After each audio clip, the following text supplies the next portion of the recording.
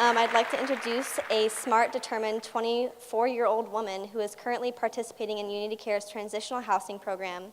In spite of growing up in the foster care system, her strength and passion for medicine and education is evident as she graduated among the top of her class from Stanford University. Yes. Yes.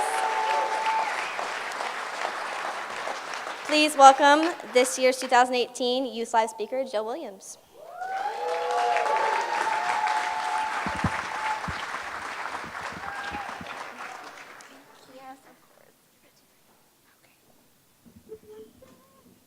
Can everyone hear me? Yes. Okay. Good evening. My name is Joelle Williams, but I go by Jo, and I'm a 24-year-old former foster youth.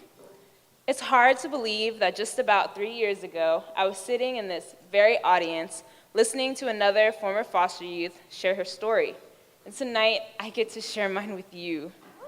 But before I do so, I want you to all close your eyes just for a second, I promise, and imagine and think about the biggest detour you've ever taken in life.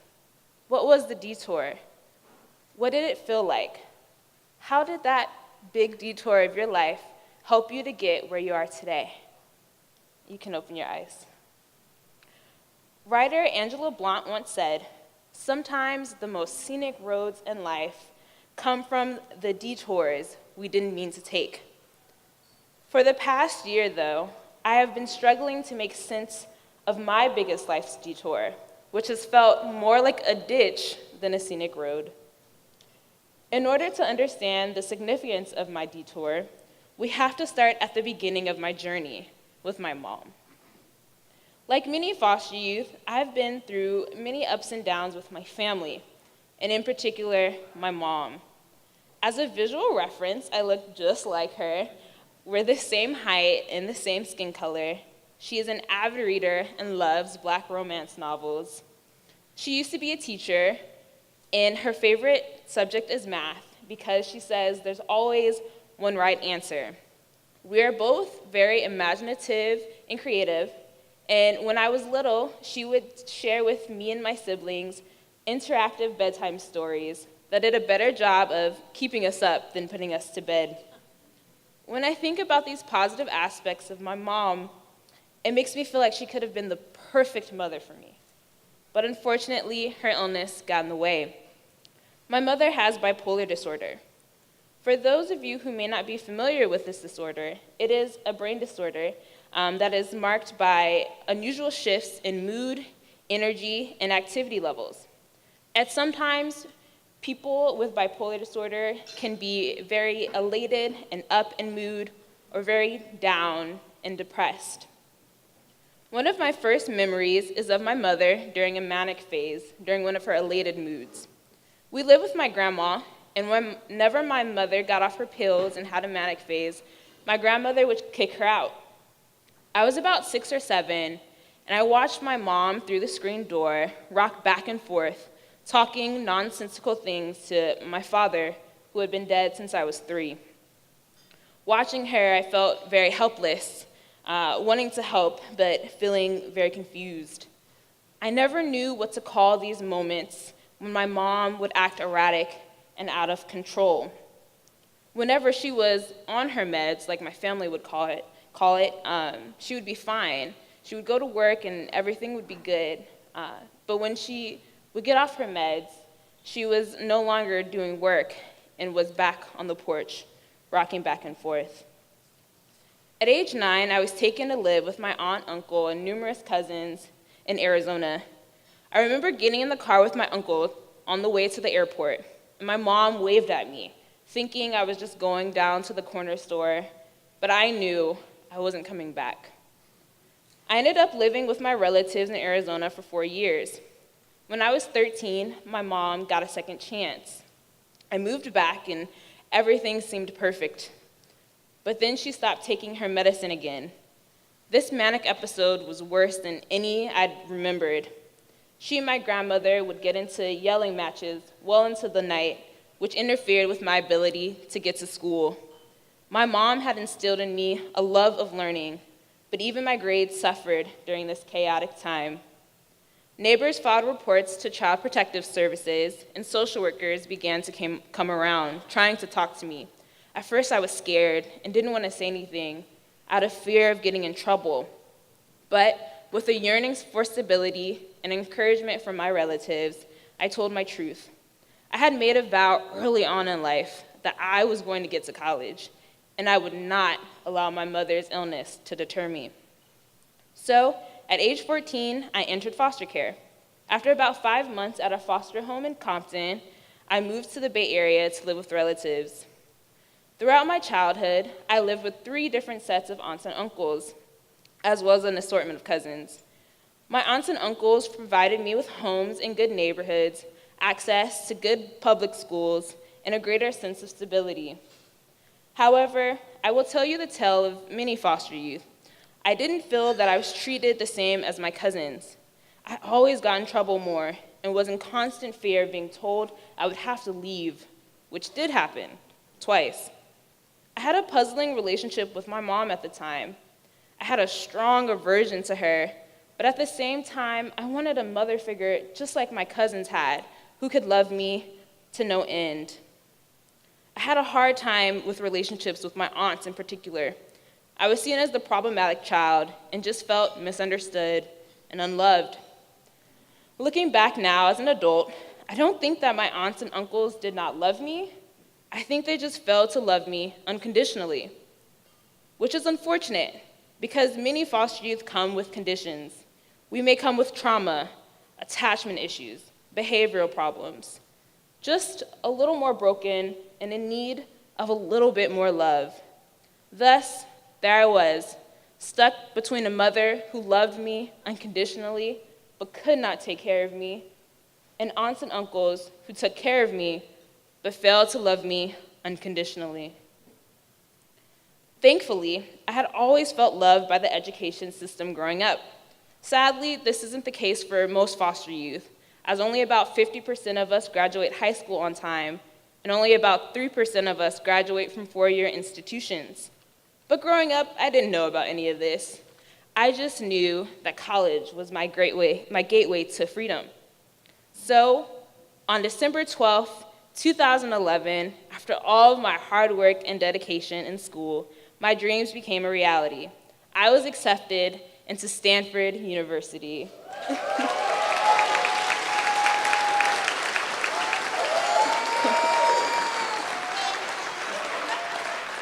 Thank you. Stanford can feel like Disneyland for nerds. For a foster kid who had moved around a lot and struggled to find her place, college was like Wonderland. I made lots of friends. I joined Alpha Kappa Alpha Sorority Incorporated. And I even studied abroad in Madrid, Spain. Above all, though, I excelled academically. As a sophomore, I decided to major in human biology to better understand the effects of abuse on children.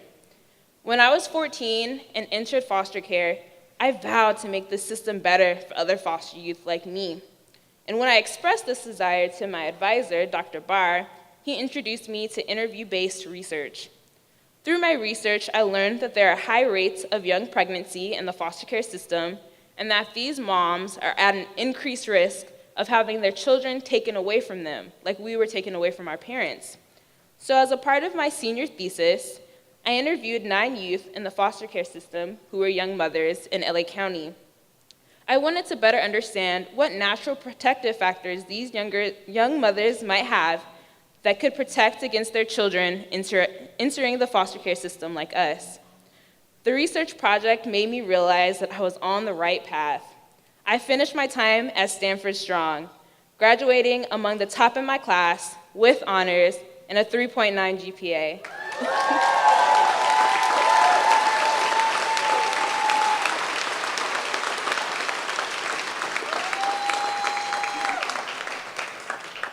As a Stanford graduate, with my broken childhood well behind me, I felt that nothing bad could ever happen again. Unfortunately, I would soon be proven wrong. After a gap year, I was so happy to learn that I was admitted into the #1 public health grad school, Johns Hopkins University.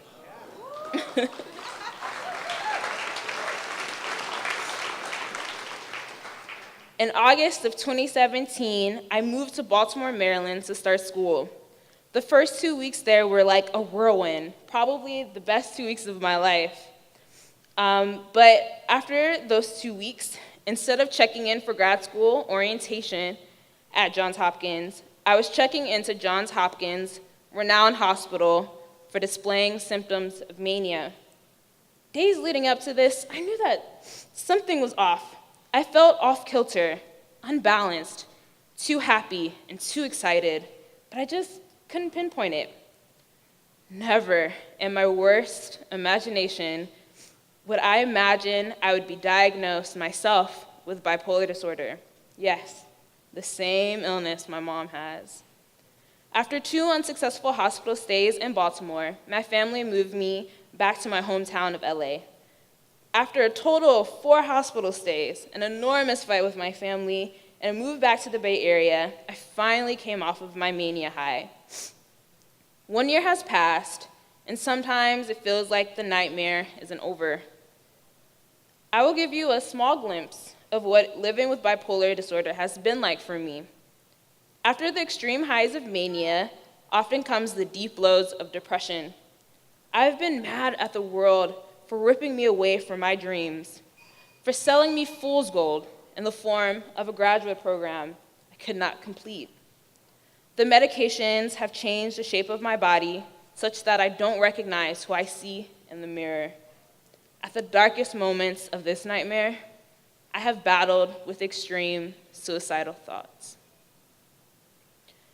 I share my pain with you to show you how crucial programs at Unity Care are. Unity Care and its awesome employees have held my pain for me as I try my best to recover. They have connected me with an amazing psychiatrist and my insightful therapist, Sam. I have a caseworker named Patience, who's the best caseworker I've ever had. In the wake of my mental health crisis, I was teetering on homelessness. Thankfully, Unity Care has offered me housing as well as transportation and food gift cards. Though I would love to tell you I'm all better, I still have my struggles. When I turn 25 this March, I will become ineligible for this program, and I am terrified of what will happen next. Some people think that just because foster care children grow up and become a certain age, they should be able to take care of themselves all by themselves. But that's not always the case. Even with my degree from Stanford, my diagnosis begs the question, how will I survive in Silicon Valley if I cannot work because of my illness? This past year has given me a new lens through which I view my childhood and my mother's struggles. I want to be a mom one day, but my illness certainly feels like an obstacle. Questions run through my head like, am I my mother? Will I abuse my children? But on the other hand, I wonder, what resources could have helped my mother? Could she have taken care of me with the right support? These questions are hypothetical, and I can't go back 24 years, you know? However, when I think about the young moms I interviewed during my senior year at Stanford, there is no doubt in my mind that people with mental health issues and past trauma are just as worthy of living stable lives and taking care of healthy children. My goal in life is to help mothers who have mental health issues, and past trauma find the solutions and the tools they need to effectively take care of their children. As I wait for the right time to go back to grad school, I'm focusing on my health and well-being. Since my diagnosis, I have often been told that everything happens for a reason. I'm still not sure what the reason for my diagnosis is, but I know without a shadow of a doubt that I was put on this earth to help my fellow foster youth. I don't know how I'm going to get there, and sometimes I don't feel like running my race. But I appreciate your support along the way. Thank you.